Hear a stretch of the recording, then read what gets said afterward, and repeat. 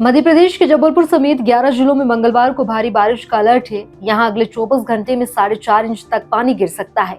वहीं 13 अगस्त से बंगाल की खाड़ी में लो प्रेशर एरिया एक्टिव हो रहा है, जिसका असर भोपाल, इंदौर और उज्जैन संभाग में भी दिखाई देगा।